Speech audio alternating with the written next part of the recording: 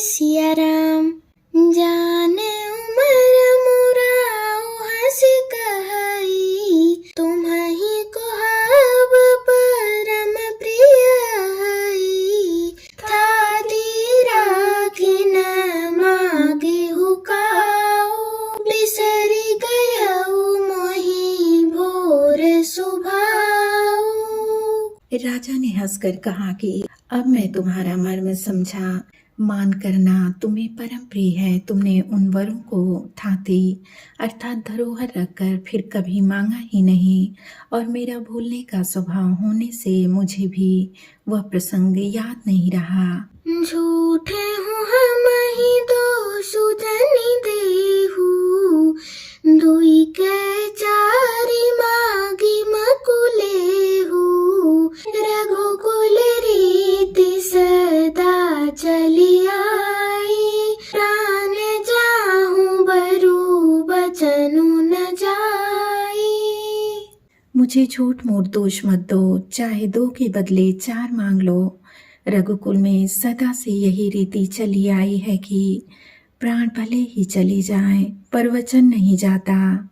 नहीं है सत्य सम पातक पुंजा गिरि सम होहि की कोटिक गुंजा सत्य मूल सब सुकृत सुहाई वेद पुराण विदित मनु गाए।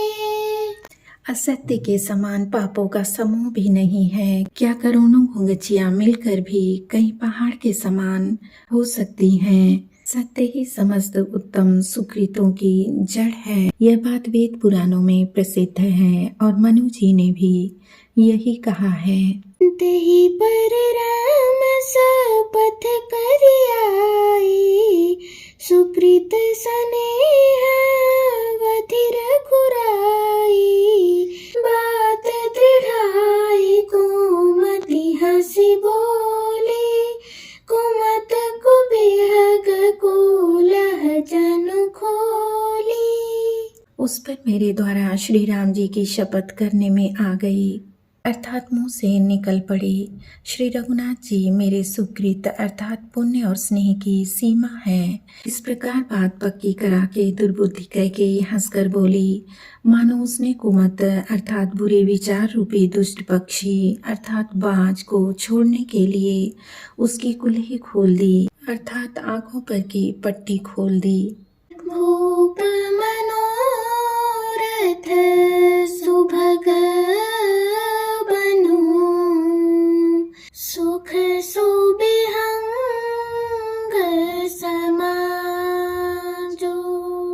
भिल्ली निज में छाड़न चहती बचनु भयंकर